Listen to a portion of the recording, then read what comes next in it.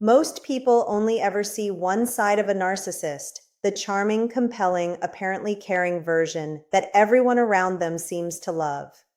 What happens behind that carefully maintained surface is something that most people wouldn't believe until they've experienced it themselves. There is a specific moment in every relationship with a narcissistic personality when something shifts, not dramatically, not with any announcement, but with a quiet and disturbing precision that most people don't recognize until they have experienced it many times and finally stepped back far enough to see the pattern beneath the individual incidents.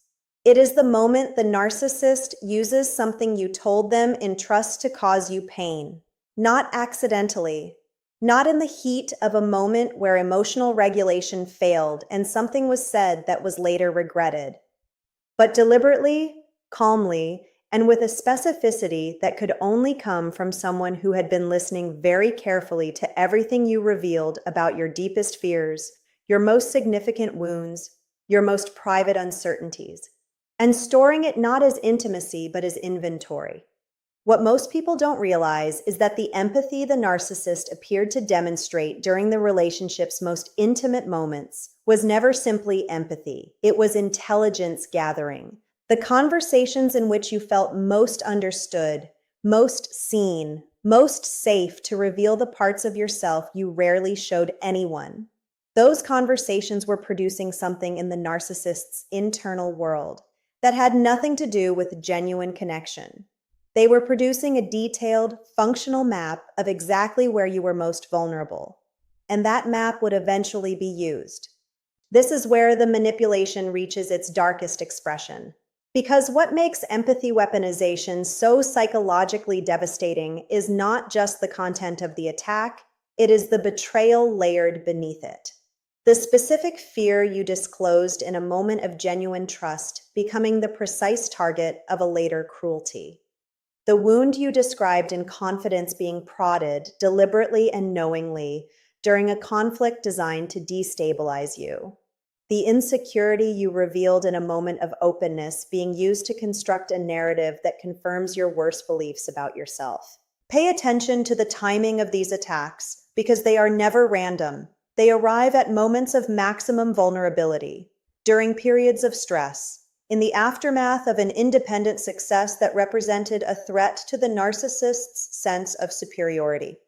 At the exact point in a conflict when your emotional defenses were already engaged and the additional weight of a targeted personal attack was most likely to produce the collapse or the compliance the narcissist was engineering. Most people miss this warning sign because each individual incident can be rationalized. Emotions ran high. They didn't mean it the way it landed. Everyone says things they shouldn't during arguments. But the pattern, the consistency with which the attacks locate exactly the right psychological coordinates, the precision with which they deploy information that was only ever available because you trusted Deli, reveals something that isolated incidents cannot explain. The attacks are not emotional, they are surgical.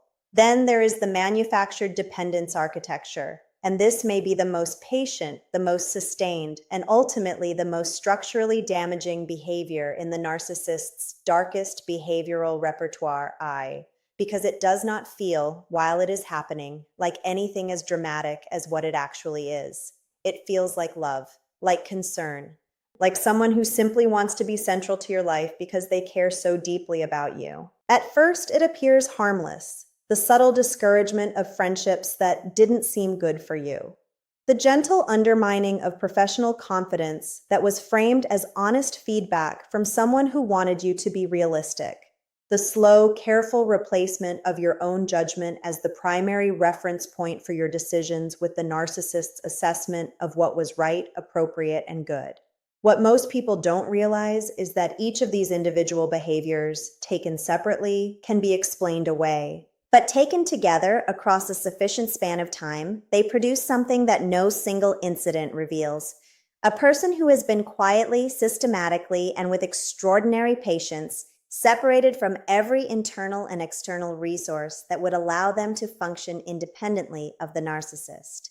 The friendships that once provided perspective and outside reality testing are gone, or damaged, or filled with people the narcissist selected and maintains relationships with through them. The professional confidence that might have produced independence has been eroded by years of subtle undermining framed as concern. The internal self-trust, the quiet, private certainty about one's own perceptions, judgments, and emotional responses, has been replaced by a chronic, exhausting habit of checking those perceptions against the narcissist's version of reality before accepting them as valid. The hidden reason behind this behavior is not control for its own sake, though control is absolutely the outcome. It is the creation of a psychological environment in which leaving becomes not impossible, but genuinely terrifying. A person who no longer trusts their own perception, who has lost the social network that would support an exit, who has had their independent competence systematically undermined, does not simply walk away from the person who created those conditions. They stay. And they stay not because they lack the desire to leave, but because the architecture that was quietly constructed around them has made leaving feel like stepping off a ledge into a void they were specifically conditioned to believe they could not survive. There is something about the narcissist's darkest behavioral dimension that is perhaps the most disturbing of everything examined in this video. Not because it is the most harmful in isolation, but because of what it reveals about the internal experience of the person producing it. The coexistence of charm and cruelty is not a contradiction in the narcissist's psychology. It is a feature. What most people don't realize is that the warmth the narcissist displays publicly and the psychological destruction they conduct privately do not represent two different people struggling for dominance within the same personality. They represent two different tools being deployed in two different contexts for the same underlying purpose: the management of image in spaces where image matters, and the exercise of control in spaces where control is what's available. Pay attention to what this coexistence reveals about the nature of the charm itself. Because genuine warmth, genuine generosity, genuine care, these qualities cannot be selectively switched off behind closed doors without disappearing entirely. What the narcissist's public audience receives is not a more complete version of who they are. It is a performance calibrated for an audience whose perception has consequences. Behind closed doors, there is no audience whose perception requires management. This is exactly what they want you to believe is impossible, that the person everyone else experiences as generous and warm could be the same person conducting sustained psychological destruction in private. Most people miss this warning sign because they trust the majority vote. Because the person that everyone else seems to know appears so different from what is experienced in private that the target begins questioning their own perception rather than the narcissist's presentation. That doubt, carefully cultivated, structurally maintained, is the darkest tool of all. When you lay all three behavioral patterns side by side, the empathy weaponization that converted your most trusted disclosures into precision instruments of psychological attack, the manufactured dependence architecture that dismantled your independence so gradually it felt like love until the dismantling was complete, and the calculated coexistence of public charm and private cruelty that made your own experience seem implausible even to yourself. What becomes visible is not a collection of separate behaviors produced by different impulses at different moments. It is a system, coherent, internally consistent, and organized around a single operational principle: the maintenance of psychological dominance over another person through whatever combination of tools the situation makes available. What most people don't realize is that none of these behaviors required the narcissist to consciously plan them. That is perhaps the most disturbing element of everything examined here. The empathy weaponization was not plotted. The dependence architecture was not deliberately blueprinted. The public charm was not strategically selected as a cover for private cruelty.